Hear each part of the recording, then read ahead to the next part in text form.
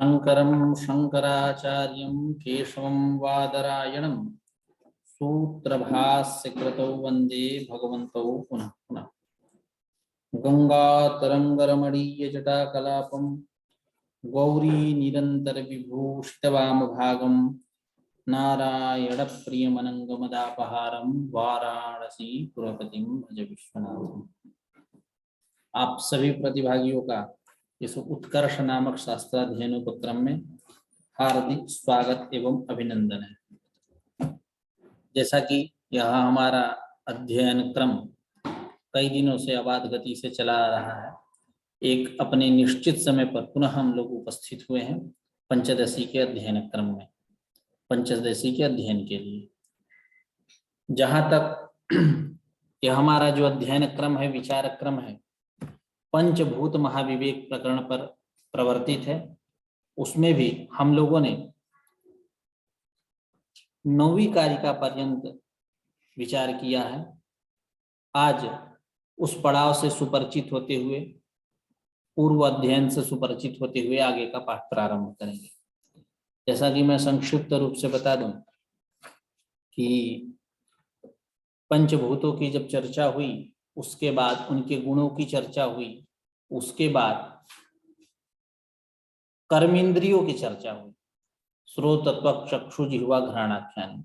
ये कर्मेंद्रियां कहाँ रहती हैं और इनका व्यापार क्या है, इनकी भी चर्चा कल तक हम लोगों ने किया, यानी विगत पाठ तक किया।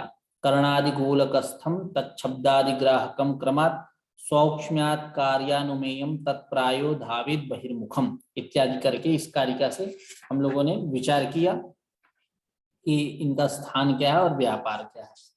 और इस 7वीं कारिका में जो प्रायः पद करके आया, तो उस प्रायः पद से क्या सूचना देना चाहते हैं ग्रंथकार, इसके लिए 9वीं और 10वीं कारिका प्रवर्तित हुई।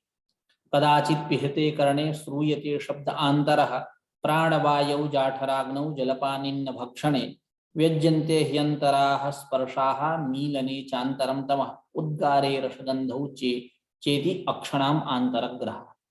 ये प्रायः शब्द का यही फल है, क्योंकि प्रायः करके यह जो इंद्रियां हैं, श्रोत्रादि इंद्रियां, ये बहिर्मुख हैं, अर्थात विषयों के तरफ दौड़ी चली जाती हैं प्रायः करके। यानी प्रायः का फल क्या है? कदाचित ये आंतर्मुख भी हैं। उसी आंतर्मुख को बताने के लिए यहाँ आचार्य ने कहा 8वीं और 9वीं कारिका का उपन्यास किया। उसमें आचार्य ने बताया कि शब्द आंतरः शब्दः गृह्यते कदाचित परणे कर्णे पिहिते कर्णे। जब कान में अंगुली डाल देते हैं तो आंतरिक शब्द जो प्राणवायु और जठराग्नि में रहने वाला जो आंतरिक शब्द है वो सुनाई देता है। जलपान में, अन्न भक्षण में आंतरिक स्पर्श की प्रतीति होती है, शब्द स्पर्श हुआ। और मीलने चांतरम तमः, आंख बंद करने पर आंतरिक तम की प्रतीति होती है, रूप। और उद्गार उल्टी आने पर आंतरिक रस और गंध की प्रतीति होती है। यही इंद्रियों का आंतरग्रह है। इस प्रकार शब्द स्पर्श रूप रस गंध, इन 5, ये जो 5 गुण हैं, इन 5 जो आंतरिक गुण है, मतलब आंतरिक गुण मतलब ये गुण जो हैं इनका ग्रहण होता है इंद्रियों के द्वारा। और ये जो इंद्रियां हैं ये बहिर्मुख हैं, लेकिन बाहर के तरफ, बहिर्मुख का तात्पर्य क्या है? विषयों के तरफ दौड़ी चली जाती है, विषयों की आलोचना करती हैं और आलोचना करके शब्द स्पर्श रूप रस गंध इत्यादि का ग्रहण करती हैं। ये कौन? इंद्रियां। उसमें प्रायः जुड़ा है, प्रायः करके यानी क्वचित ये आंतरिक शब्द स्पर्श रूप रस गंध इनका भी ग्रहण करती है। उसी को स्पष्ट करते हुए कौन से आंतरिक शब्द, कौन कहाँ रहने वाला आंतरिक शब्द, कहाँ रहने वाला क्या बोलते हैं शब्द स्पर्श, कहाँ रहने वाला रूप और रस और गंध जो आंतरिक है, इनका भी ग्रहण करती हैं ये इंद्रियां। इसी का आख्यान हुआ 8वीं कारिका और 9वीं कारिका के द्वारा कि क्वचित यह आंतर शब्दादि का भी ग्रहण करती हैं इंद्रियां। ठीक है, उसी को आचार्य ने कहा प्रायः शब्देन सूचितम क्वचित कर्णानाम आंतर विषय ग्राहकत्वम दर्शयति। यही आंतर विषय ग्राहकत्व, उस उन कर्णों में आंतर विषय ग्राहकता भी है, यही प्रायः का फल। तो इस कारिका का सामान्य अर्थ और टीका के अनुसार क्या अर्थ है उस पर भी हम लोगों ने विचार किया। अब आगे का पाठ प्रारंभ करते हैं। जैसा कि कह रहे हैं कि एवं एक अवतरणिका बनाते हुए आचार्य रामकृष्ण, एवं ज्ञानेन्द्रिय व्यापारान अभिधाय कर्मेन्द्रिया सत्ववादिनं प्रति तत्सद्भाव समर्थनाय तल्लिंग भूतांस तद्व्यापारान आह। यानी ज्ञानेन्द्रिय व्यापारान अभिधाय, अभी तक जो बुद्धिन्द्रिय हैं, ज्ञानेन्द्रिय हैं, स्रोत, त्वक, चक्षु, जिह्वा, घ्राण, इनके व्यापारों की चर्चा हुई। इनका क्या व्यापार है, ठीक है, ये क्या क्या ग्रहण करते हैं। अभी तक जो हमारी चर्चा हुई उसके ऊपर प्रवर्तित हुई। सामान्य रूप से भूत और उनके गुणों की चर्चा हुई, फिर उन भूत से उत्पन्न होने वाली जो इंद्रियां हैं उनकी चर्चा हुई, उनके व्यापार, उनके स्थान इत्यादि की भी चर्चा हुई। तो अभी तक ज्ञानेन्द्रियों के व्यापार की चर्चा हुई। अब कर्मेंद्रियों के व्यापार की चर्चा करते हैं। लेकिन कुछ लोग कहते हैं कि कर्मेंद्रियां हैं ही नहीं, कर्मेंद्रियां केवल ज्ञानेन्द्रियां ही है, बुद्धिन्द्रियां हैं, कर्मेंद्रियां नहीं है।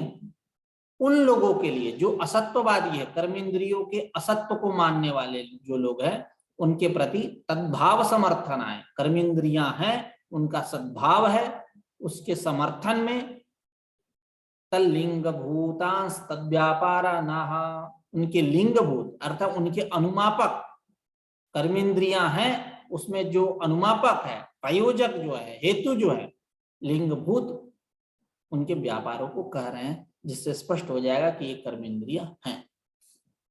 ठीक है, एवं ज्ञानेन्द्रिय व्यापारान विधायक कर्मेंद्रिय सत्ववादिनं प्रति तत्सद्भाव समर्थनाय तल्लिंग भूतांस तद्व्यापारा नाह। क्या कारिका क्या है, तो कह रहे हैं पंचोक्त्यादान गमन विसर्गानंदकाः क्रियाः कृषि वाणिज्य सेवाद्याः पंचस्वंतर भवन्ति ही।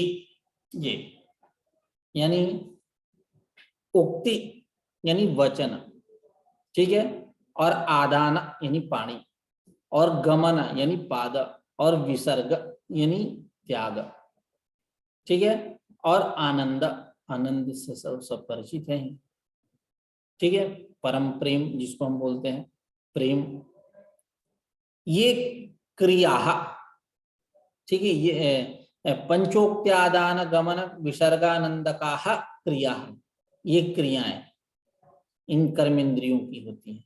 मतलब एतद्रूप कर्मेंद्रियां, ये उनके व्यापार है। क्या व्यापार है, तो वचनादान विहरणोत्सर्गानंदाश्च जो बोलते हैं ना, वचनादान विहरणोत्सर्गानंदाः, वही इसको दूसरे शब्द में यहाँ कहा गया उक्ति आदान गमन विसर्गानंदकाः क्रियाः केषां कर्मेंद्रियाणां क्रियाः व्यापाराः इत्यर्थः। कर्मेंद्रियों की ये व्यापार है, ठीक है। और कृषि वाणिज्य सेवादि इत्यादि करके जो कर्म है, व्यापार हैं, क्रियाएं हैं, ये सब इन पांचों में ही अंतर्भूत हो जाती है। पंचसु अंतर्भवन्ति, इन पांचों में ही अंतर्भूत हो जाती हैं। जैसे आप जब वेदांतसार पढ़े होंगे, वहां जब पंच प्राण की चर्चा होती है, प्राण, अपान, व्यान, उदान, समान, वहीं कुछ लोग कहते हैं कि नाग, कूर्म, कृकल, देवदत्त, धनंजय नामक ये 5 अन्य वायु हैं। तत्र नाग उद्गीरण करः, कूर्म उन्मीलन करः, कृकलः क्षुत्करः, देवदत्तः जृंभण करः, धनंजयः पोषणकरः इत्यादि, ये 5 अन्य वायु हैं।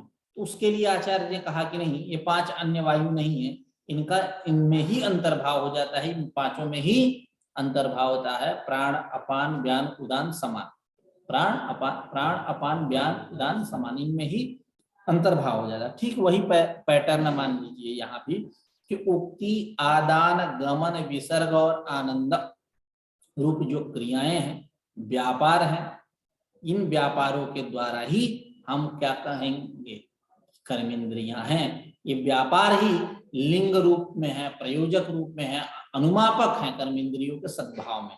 इसलिए आप कर्म नहीं कह सकते कि कर्मेंद्रियां नहीं, कर्मेंद्रियां हैं, ठीक है। और रही बात की कृषि वाणिज्य सेवा इत्यादि जो तमाम क्रियाएं हैं जो इन इंद्रियों के द्वारा ही संपाद्य हैं, तो उसके लिए कह रहे हैं कि इनका इन पांचों में ही अंतर्भाव हो जाता है, वो अलग नहीं है ना। पंच पंच का अन्वय करिए, ये थी पंच क्रिया व्यापार पंच उक्त्यादान गमन विसर्गानंदका क्रिया कृषि वाणिज्य सेवाद्या पंचसु अंतर्भवन्ति।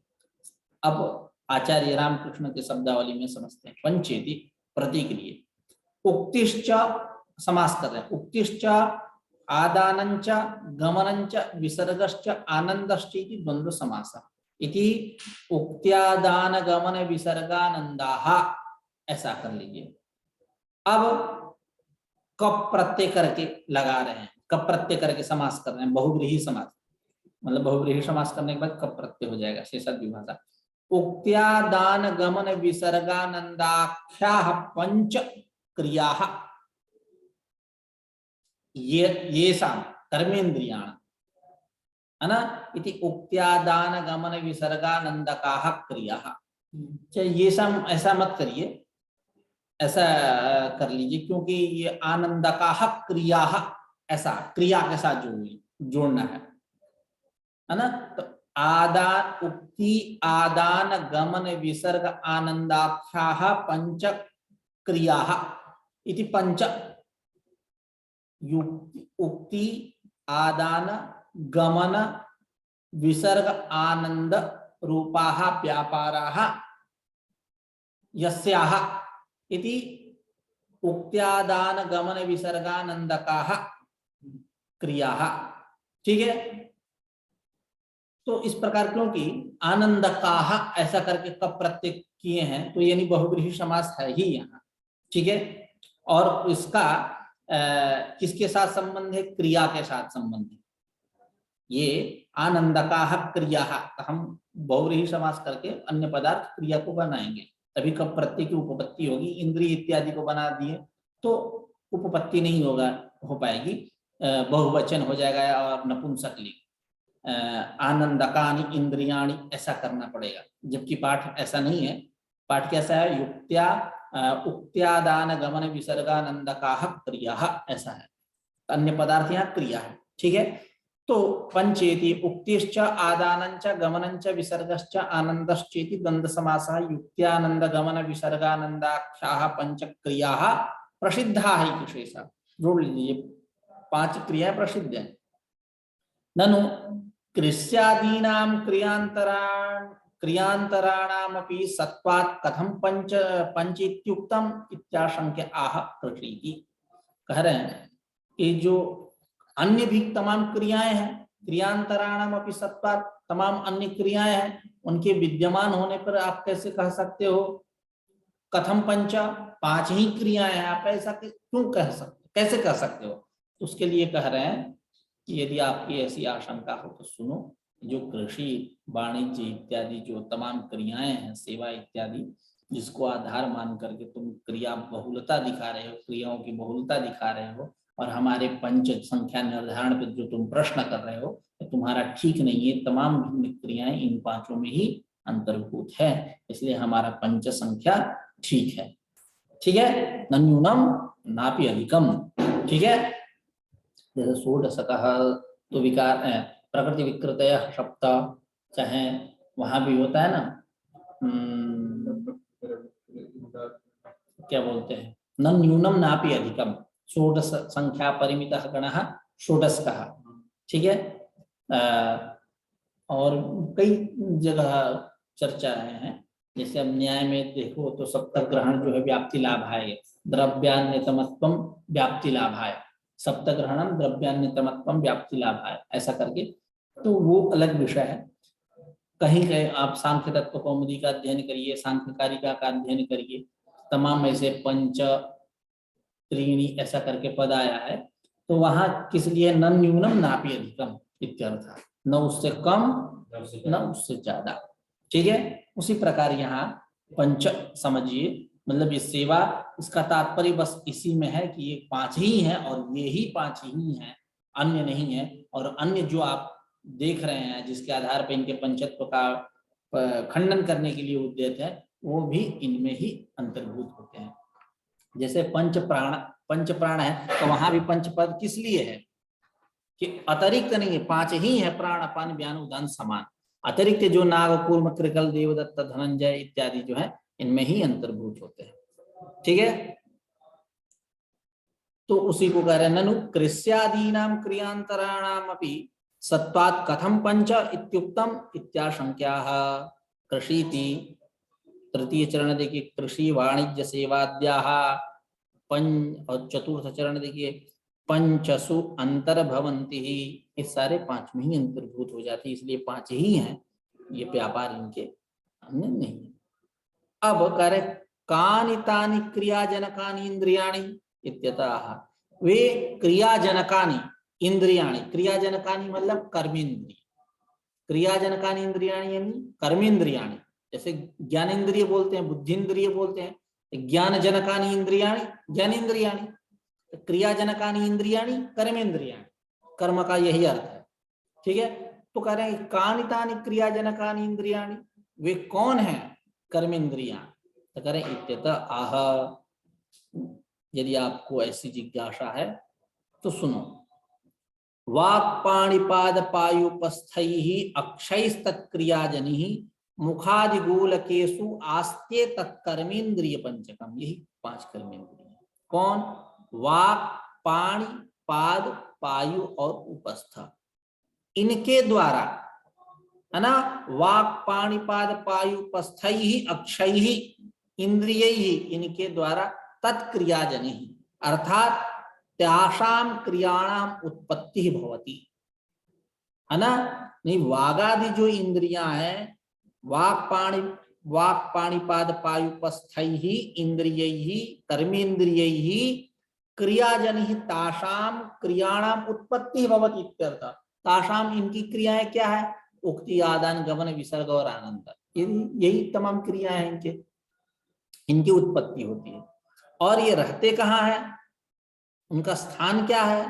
तो कह रहे मुखादि गोलकेशु, ये मुखादि गोलकेशु, मुख हाँ, हस्तपाद इत्यादि जो गोलक हैं इनमें ये रहते हैं। कौन?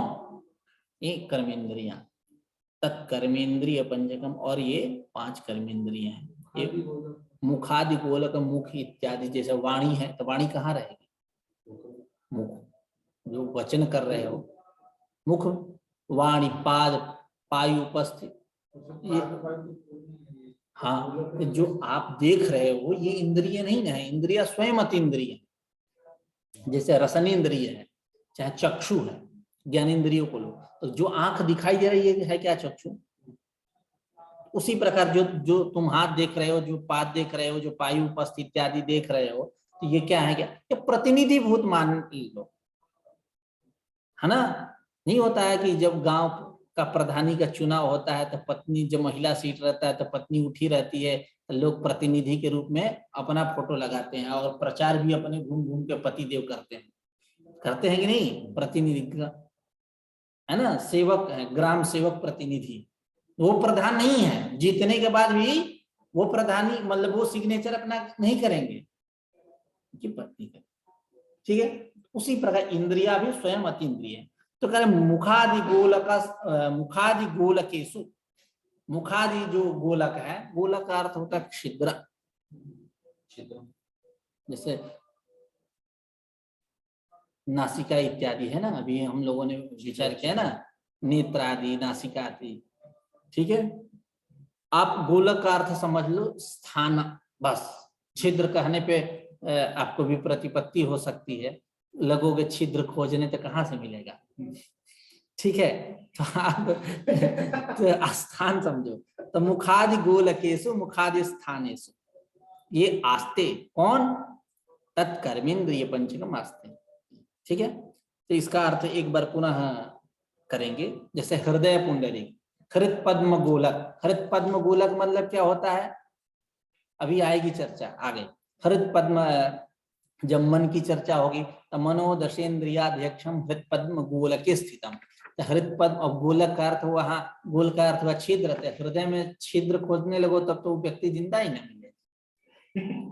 नहीं लो, कुछ लोगों के हृदय में छेद हो जाते हैं, डॉक्टर लोग नहीं बोलते हैं कि आपको ये प्रॉब्लम है, आपके हृदय में छेद हो गया, तो गोलक का अर्थ वही ले, वो छेद रहे तो खोजते रहो तो गड़बड़ हो जाएगा।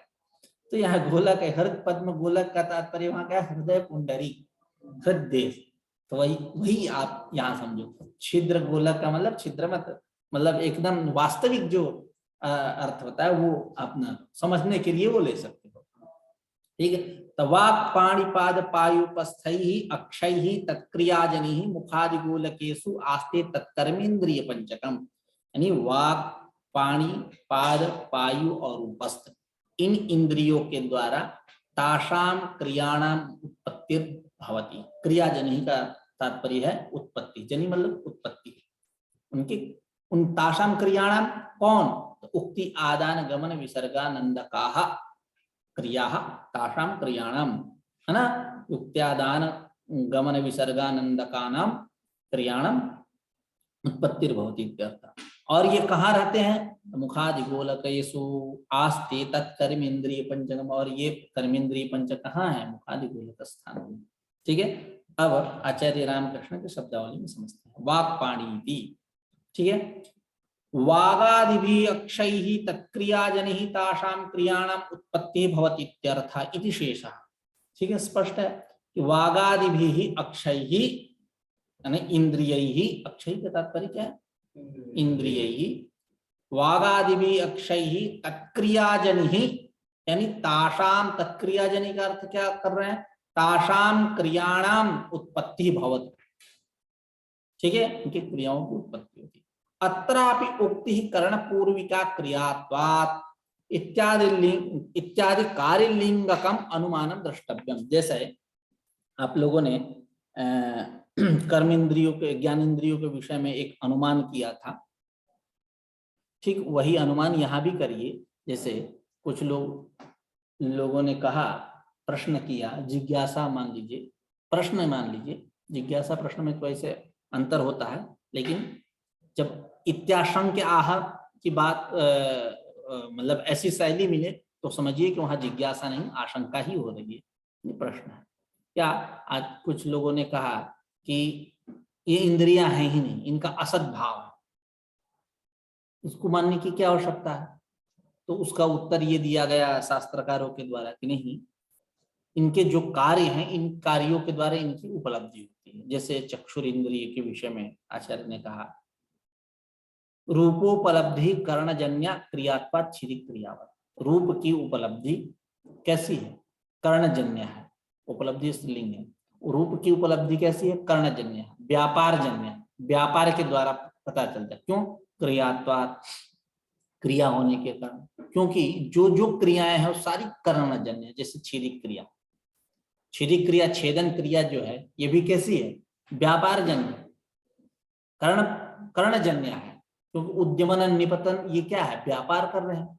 हाथ को हस्तेन कुठारेण छिन्द्यात्, हम लोगों ने विचार भी किया था, विगत पाठ को आप देखिए, तो व्यापार। ठीक उसी प्रकार तो हम उनके कार्यों से हम ये अनुमान करेंगे कि ये हैं, इनका अभाव नहीं है। ठीक उसी प्रकार यहाँ भी आप समझ लीजिए, उक्ति ही कर्ण पूर्विका, उक्ति ही मतलब वो जो वचन, ठीक है, ये उक्ति जो है वाणी का जो धर्म है, उक्ति कैसी है, कर्ण पूर्विका, व्यापार पूर्विका, व्यापार जन्य, व्यापार जन्य, जो मैं बोल रहा हूं ऐसे नहीं बोल रहा हूं, व्यापार हो रहा है। आत्मा बुद्ध्या समेत्यर्थान मनो युक्ते विवक्षया मनः कायाग्निमाहन्ति सप्रेरयति मारुतम, ये प्रक्रिया है, ऐसे नहीं शब्द निकल जाते। परा पश्यन्ति, मध्यमा वैखरी 4 प्रकार की वाणी है। परा वांग मूल चक्रस्था पश्यन्ति नाभिसंस्थिता हृदयस्था मध्यमा गेया वैखरी कंठदेशका वैखर्या हि क्रतो नादः परश्रवण गोचरः मध्यमया क्रतो नादः स्फोट व्यंजक उच्यते। तो वैखरी ध्वनि, ये वैखरी ध्वनि जो निकल रही है, जो मैं बोल रहा हूं आपके कान तक ये आवाज जा रही है, सुनाई दे रहा है, ये व्यापार तंत्र है।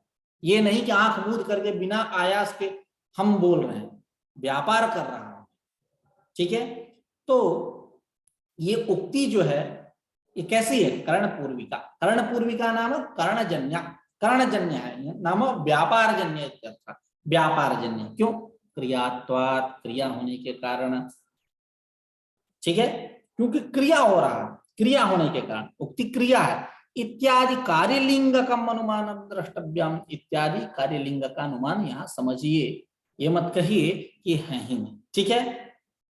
योजना कर लीजिए, जैसे वहां असद्भाव को लेकर के जो प्रश्न किया गया कि कर्ण ज्ञानेन्द्रियों के विषय में कर्ण इंद्रिय सद्भावे किम प्रमाणम इत्याकांक्षायां कार्यलिंग का अनुमानम इत्याह सौक्ष्म्यातच्च स्वरूपोपलब्धिकरण जन्य क्रियात्वात् सिद्धि क्रियावत इत्यादि द्रष्टव्यम। उसी प्रकार यहाँ भी समझ आगे करें, तस्य कर्मेंद्रिय पंचकस्य स्थानानि याह मुखादि। ये जो कर्मेंद्रिय पंचक है, वाक् पाणिपाद पायुपस्थ, इनके स्थान क्या है? तो कह रहे हैं मुखादि। ये मुखादि गोलक प्रदेश में रहते हैं, है ना। आदिपद से क्या लेना? तो करचरणौ गुदशिश्नच्छिद्रे च गृह्येते, ठीक है, ये आदिपद से यहाँ भी इंद्रियां रहती हैं, ठीक है। करचरणौ आदिपद से लेना, क्योंकि केवल मुख की चर्चा हुई, बाकी चार तो छूट गया, उन चारों को लेना है आदिपद के द्वारा। तो आदि शब्देन करचरणौ गृह्येते और गुदशिश्नच्छिद्रे मतलब गुदा और शिश्न मतलब मेढ्रम जननेन्द्रियम लिंगम इत्यर्थ, इनका भी आदिपद से ग्रहण कर लीजिएगा। आगे, इदानीं उक्त दशेन्द्रिय प्रेरकत्वेन प्रस्तुतस्य मनसः कृत्यं स्थानं च दर्शयति। कह रहे इस समय उक्त दशेन्द्रिय प्रेरकत्वेन, इन जो ये जो दशेन्द्रियां हैं, पंच ज्ञानेन्द्रिया पंच कर्मेंद्रियां, इनका प्रेरक कौन है? मन, ठीक है, वो सन्निमित्तक है। जब तक इंद्रियां नहीं जाती हैं तब तक वो नहीं जाता, ठीक है। विषयाकारित होने होता है, तो विषयाकारित तब होगा जब इंद्रियां जाएंगी, विषय की आलोचना करेगी, ये तब महाराज प्रवेश करेंगे। कारपेट पहले बिछेगा ना, उसके बाद ना महाराज का उस पर गमन होगा, तो वही रीति मानी, लेकिन प्रेरक है। बात समझ में आई? ये नहीं कि प्रेरक होने का मतलब ये हुआ कि पहले ही यह निकल जाए, ऐसा नहीं। जैसे लोक में देखिए, जैसे विश्वविद्यालय ही हो या कोई भी समिति संस्था हो जिनके द्वारा कार्यक्रम ऑर्गेनाइज किया जाता है, उसके जो अध्यक्ष होते हैं या कुलपति होते हैं, जो सचिव होते हैं, उनसे अनुमति लेनी पड़ती है। एक कार्यक्रम आयोजित किया जाता है उनकी अनुमति के द्वारा। जब कार्यक्रम होता है तो उनकी उपस्थिति रहती है, होती है ना। तो उस कार्यक्रम के प्रेरक कौन हुए? प्रेरणा स्रोत कौन हुए? जिसने अनुमति दिया, जो अध्यक्ष है, कुलपति है, सचिव है, जो भी हो, है ना, वही प्रेरणा स्रोत है। तो मन, इसका मतलब ये नहीं कि पहले से ही जाकर के वो मंच पर पीछे बैठ जाए, आई एम प्रेरक, पहले हम यहाँ उपस्थित रहे। नहीं, एक विधि है, एक अनुष्ठान है, एक क्रम है कि सब लोग अतिथि गण आएंगे, उसमें आकर के अध्यक्षत्व में वहां बैठेंगे, ठीक है। तो प्रेरक का मतलब मैं इसलिए कह रहा हूं कि ये मत आप समझ जाइए कि पहले मन को भेज दिया जाए, उसके बाद इंद्रियों को भेजा जाए। विषय देश को पहले इंद्रियां जाएंगे, उसके बाद मन जाता है। इंद्रिय प्रणाली का आप वेदांत परिभाषा पढ़िए, वहां आचार्य ने कहा, यथा तडागोदकम छिद्रान निर्गत्य कुल्यात्मना केदारान प्रविश्य तद्वदेव चतुष्कोणाद्यकारं भवति तथा तैजसं अंतःकरणमपि चक्षुरादि द्वारा निर्गत्य घटादि विषय देशं गत्वा घटादि विषयाकारेण परिणमते। ये क्रम है कि विधि है। पहले इंद्रिय प्रणाली का ये मन जाएगा, ये नहीं कि पहले से जाकर बैठा रहे। पहले से जाकर बैठा रहेगा तो इंद्रियों की प्रणाली पे जो उपपत्ति दिखाई जा रही है, वो उपपत्ति किस लिए है? अब वो प्रणाली कहाँ है? इंद्रिया प्रणाली का काम कहाँ करे? वो तो बिना प्रणाली के कूद के जाके पहले से बैठा होता है मन, ठीक है।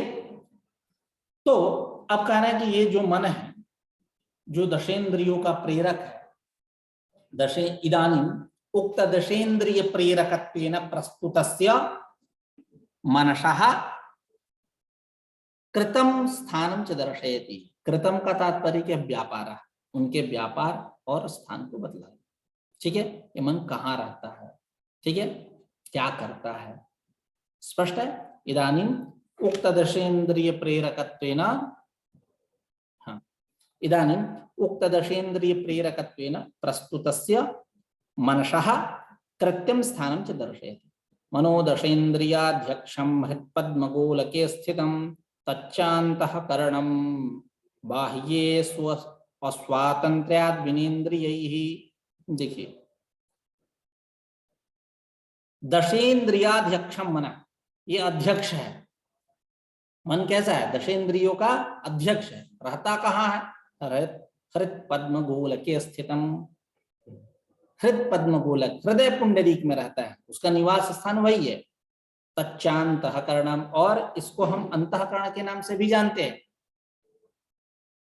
मनो बुद्धिरहंकारश्चित्तम अंतःकरणमान्तरम संशयो निश्चयो गर्वः स्मरणं विषयाय एकमपि अंतःकरणम मन इति बुद्धि इति चित्तमिति अहंकार इति च आख्यायते। मन भी अंतःकरण है, बुद्धि भी, चित्त भी, अहंकार भी है। ये नहीं कि इनकी समष्टि केवल अंतःकरण है, ऐसा नहीं, एक एक भी अंतःकरण है। तो मन तच्चान्तःकरण, अंतःकरण। और बाह्येषु अस्वातंत्र्याद् विनेन्द्रियैः, बाह्येषु विषयेषु घटपटादिषु, घटपटादि जो बाह्य विषय हैं वहां इनकी जो गति है, प्रवृत्ति है, ये जो जाता है वो बिना इंद्रियों के नहीं जा सकता, इसलिए अस्वतंत्र है। बिना इंद्रिय ही अस्वातंत्र्यात्, बिना इंद्रियों के यह वहां नहीं जाता, स्वतंत्र नहीं है, अस्वतंत्र है।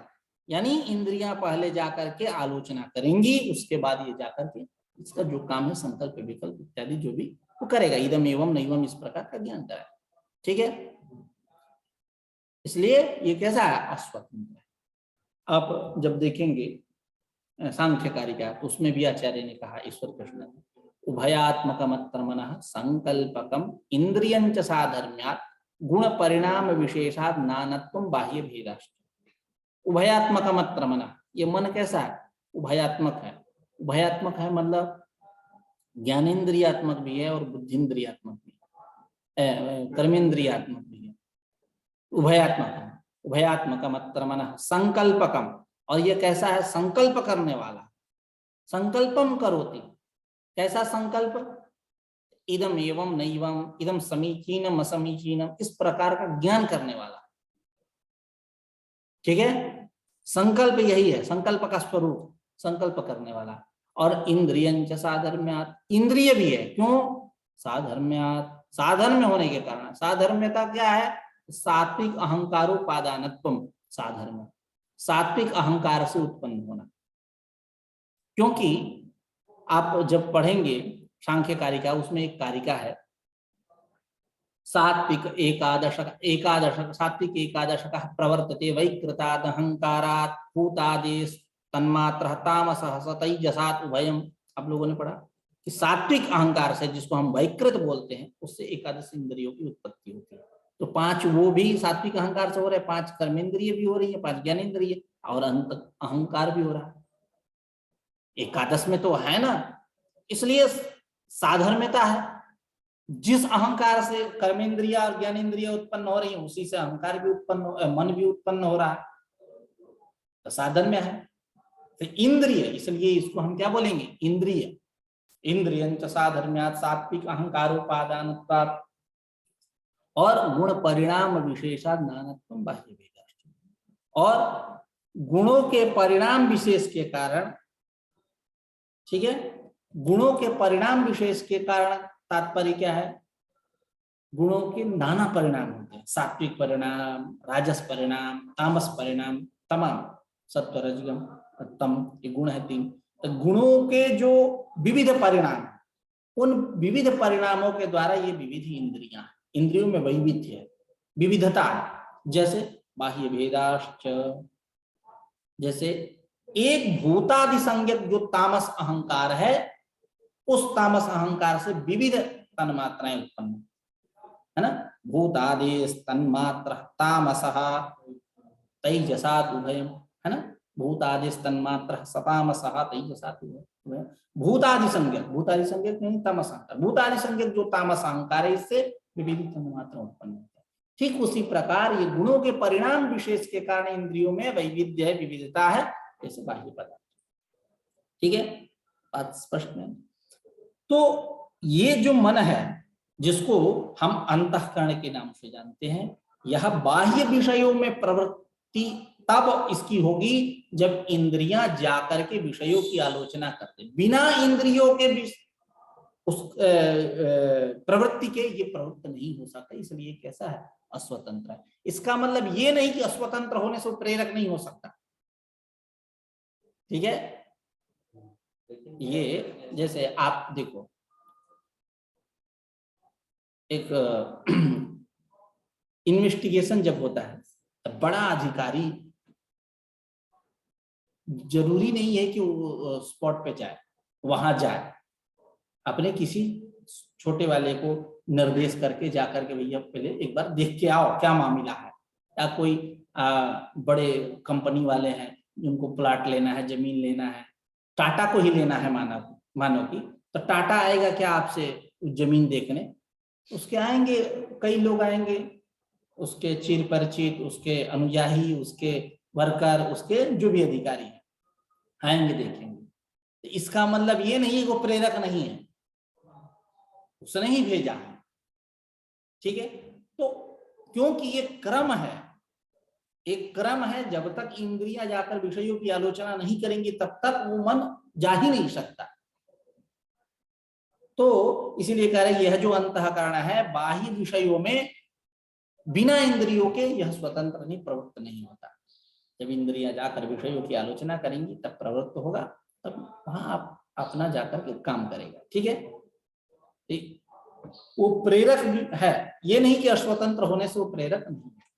चलिए अब आते हैं इस पे, इसके ऊपर आचार्य क्या कह रहे हैं। मन इति तस्य अंतः इंद्रियत्वं सन्निमित्तकम आहत चेति। मन इति तस्य अंतः इंद्रियत्वं, यह मन कैसा है, अंतः इंद्रिय है, उसका जो अंतः इंद्रियत्व है वो कैसा है, सन्निमित्तकम, निमित्त सहितम, निमित्त सहित है। क्या है निमित्त भैया, उसी निमित्त को कह रहे हैं तच्चेति, क्योंकि तच्च अंतःकरणम, यह जो अंतःकरण है बाह्य स्वास्वातंत्र विना इंद्रिय, तच्च अंतःकरण। क्यों ये अंतःकरण कहते हैं, करणम त्रयोदशविधम तदाहारण धारण प्रकाशकरम। हाँ, अंतःकरण करणम च त्रयोदशविधम तदाहारण धारण प्रकाशकरम बाह्यम च तस्य दशधा आहार्यम धार्यम प्रकाश्यं च, जो भी। तो इनको अंतःकरण क्यों बोलते हैं, इसलिए बोलते हैं कि शरीराभ्यंतर वर्तित्वा, शरीर के अंदर रहते हैं, इसलिए इनको हम अंतःकरण बोलते हैं। और यह जो मन है वह मन अंतः इंद्रिय है, इसके अंतः इंद्रियत्व में हेतु क्या है, तो कह रहे हैं सन्निमित्तम, निमित्तकता, निमित्त कोई ना कोई निमित्त होना, यही उसमें हेतु है। तो इस प्रकार इसके अंतः इंद्रियत्व में जो निमित्त है, इसकी जो सन्निमित्तकता है, उसी सन्निमित्तकता को कह रहे हैं आह तच्चेति, तच्च अंतःकरण। यह अंतःकरण जो है विषयों में, बाह्य विषयों में बिना इंद्रियों के स्वतंत्र नहीं है, बिना इंद्रियों के नहीं जाता है। इंद्रियां जाकर के पहले विषय की आलोचना करती हैं, उसके बाद यह जाता है। एतावता इसकी निमित्तकता यही है, जब पहले वो जाएगा तब ये जाएगा। निमित्त की अपेक्षा की है ना, मन है इति तस्य अंतः इंद्रियत्वं सन्निमित्तकम, इसका जो अंतः इंद्रियत्व है, अंतः इंद्रियत्व कैसा, सन्निमित्तक है। क्या निमित्त है, तो पहले जाकर स्पॉट पे भेजेगा, इंद्रियों की को जाकर के आलोचना करो, उसके बाद जाएगा। ये यही सन्निमित्तकता, निमित्त की अपेक्षा की है। ठीक है, जैसे मोदी जी आने वाले होते हैं या योगी जी आने वाले होते हैं तो पहले मूल्यांकन होता है ना जी, आकर के चेकिंग, उसके बाद ना आते हैं, बस वही पैटर्न समझो। अब दशेन्द्रियाध्यक्षत्वेन विशदयति, मन कैसा है, दशेन्द्रियों का अध्यक्ष है। ये बात तो पहले कही गई, लेकिन उसी को और स्पष्ट करें, विशदयति, विस्तार से बता रहे हैं। क्या, अक्षेषु अर्थार्पितेषु एतद् गुणदोष विचारकम सत्वं रजस्तमश्चास्य गुणा विक्रियते हि तैः। अक्षेषु अर्थार्पितेषु, अक्षेषु मतलब इंद्रियेषु, अभी अक्षय अक्षय करके बहुत सारा प्रयोग मिला। अक्षेषु इंद्रियेषु अर्थार्पितेषु, अर्थार्पितेषु मतलब विषयेषु उपस्थापितेषु सत्सु, इनके द्वारा विषयों की उपस्थिति करा देने पर गुण दोष विचारकम, गुण और दोष का विचार करने वाला जो है वही मन है। और वह मन कैसा है? सत्वं रजस्तमश्चास्य गुणाः अस्य मनसः गुणाः इमे सन्ति। मन के ये तीनों गुण हैं, सत्व रज और तम। और विक्रियते ही तैहि, तैहि सत्वादि भी विक्रियते, सत्वादि गुणों के द्वारा यह मन क्या है? विकारता को प्राप्त करता है ना, विकारता को प्राप्त। अभी बात चलेगी, मैं स्पष्ट करूंगा, ठीक है। सामान्य अर्थ से परिचित हुए कि इंद्रियां जो हैं, इनके द्वारा उपस्थापित जो विषय, उन विषयों में रहने वाला जो गुण दोष है, उस गुण दोष की परीक्षा करने वाला परीक्षक जो है, विचारक जो है, वो मन है, जिसके सत्वरजतम ये गुण है, और यह उन गुणों के द्वारा विकारता को भी प्राप्त करता है। आचार्य रामकृष्ण के शब्दावली में समझते हैं। अक्षेषु, अक्षेषु इंद्रियेषु अर्था इंद्रियेषु, ठीक है। अर्थार्पितेषु का अर्थ कर रहे हैं विषयेषु उपस्थापितेषु सत्सु एतन् मनः गुणदोष विचारकम, यानी क्या विचार का स्वरूप है? तो कह रहा है इदम समीचीनम इदम असमीचीनम इत्यादि विचार कार्य इत्यर्थ, इस प्रकार का वो विचार करने वाला। अयम भाव, उसका भाव क्या है? कहने का तात्पर्य तो समझा रहे हैं। आत्मनः प्रमातृत्वेन सर्वज्ञान साधारण्य चक्षुरादीनां रूपादि ज्ञान जनन मात्रेण चरितार्थत्वात् तद्गुण दोष विचारस्य उपलभ्यमानस्य अन्यथानुपपत्त्या तत्कारणत्वेन मनोऽभ्युपगन्तव्यम् इति। कह रहे हैं आत्मनः प्रमातृत्वेन, आत्मा कैसा है? प्रमाता है। आत्मा कैसा है? प्रमाता है, प्रमा को करने वाला, प्रमाम करो, ठीक है। प्रमाता वो आत्मा है। और चक्षुरादि इंद्रियां जो है, ये क्या करती है? रूपादि ज्ञान को उत्पन्न करके चरितार्थ है। एक प्रमाता, ये प्रमाण हो गए चक्षुरादि इंद्रियां, ठीक है। अब इनमें रहने वाला जो गुण दोष है, उसका विचारक कौन होगा? कोई अन्य विचारक तो कोई अन्य होगा, तो आत्मा तो हो नहीं सकता। ये आरूपादि का ज्ञान करा करके इंद्रियां चरितार्थ हो गई हैं, इनसे अलग कोई विचारक मानना होगा ना, इसलिए कर मनो अभ्युपगंतव्यम, मन को मानना होगा। उसे करें आत्मनः चरितार्थत्वेन सर्वज्ञान साधारण्यात्, सर्वज्ञान साधारण्यात् चक्षुरादीनां रूपादि ज्ञान जनन मात्रेण चरितार्थत्वात्। ये रूपादि ज्ञान का, रूपादि रूप रस शब्द स्पर्श गंध इत्यादि का ज्ञान करा के ये चरितार्थ है। चरितार्थत्वेन चरितार्थत्वात् तद्गुण दोष विचारस्य उपलभ्यमानस्य अन्यथानुपपत्त्या, उनमें रहने वाला जो गुण दोष है, गुण दोष उनके विचार को करने वाला कोई होना चाहिए। वो आत्मा नहीं हो सकता, इंद्रियां नहीं हो सकती, तो अन्यथानुपपत्ति हुई। अन्यथानुपपत्ति होने से तत्कारणत्वेन, अर्थात गुण दोष का विचार करने वाला कोई ना कोई मानना होगा, इसलिए आप मनः अभ्युपगन्तव्यम, मन को मानो। समझ में आई बात? आत्मनः प्रमातृत्वेन सर्वज्ञान साधारण्या चक्षुरादीनां रूपादि ज्ञान जनन मात्रेण चरितार्थत्वात् तद्गुण दोष विचारस्य उपलभ्यमानस्य अन्यथानुपपत्त्या तत्कारणत्वेन मनो अभ्युपगन्तव्यम् इति। मनसः वैराग्य कामादि अनेक विध वृत्तिमत्व प्रदर्शनाय स्वादि गुणवत्वं दर्शयति सत्वम् इति। स्पष्ट है। मनसा वैराग्य कामादि अनेक विध वृत्तिमत्व प्रदर्शन, मन की तमाम वृत्तियां, काम क्रोध लोभ मोह वैराग्य इत्यादि तमाम वृत्तियां, लोभ मोह ईर्ष्या सब, मनसा का वैराग्य कामादि अनेक विध वृत्तिमत्व प्रदर्शन। ये वृत्तियां उसकी हैं, तो वृत्तिमत्ता किसमें जाएगी? वृत्तिमत कौन होगा? मन होगा। वृत्तिमत्ता कहाँ जाएगी? मनसी, मन में। मनसः का वैराग्य कामादि अनेक विधि वृत्तिमत्व प्रदर्शनाय, उसकी वृत्तिमत्ता को बतलाने के लिए सत्वादि गुणवत्वम दर्शयति, ये बता रहे हैं कि उसमें सत्व रज तम तीनों गुण हैं, वो सत्वादि गुणवत्त है। कौन? मत, ठीक है, उसको दर्शा रहे सत्वमिति। तृतीय जो चरण है, सत्वम रजस्तमश्चास्य गुणा तस्य मनुष्यः इमे खलु गुणाः सत्व रजस्तम, है ना। तेषाम तद्गुणत्वे कारणमाह, तेषाम सत्वरजस्तमसाम, ये सत्वरज तम जो है तद्गुणत्वे, उस मन के गुण है, इसमें कारण क्या है? तो कह रहे विक्रियते इति, क्योंकि मन इससे विकृत होता है। तो ये जब नहीं रहेंगे तो कैसे वो विकृत होगा? विकार, खेला, जादू दिखाने वाले तो यही है, सत्वरजतम, ठीक है। तो तेषाम का तात्पर्य क्या है? सत्वरजस तमसाम तद्गुणत्वे, तद्गुणत्वे मतलब उस मन के ये गुण है, इसमें कारण माह, कारण क्या है? तो उसी कारण को कह रहे हैं विक्रियते इति, क्योंकि इनसे वो विकृत होते हैं।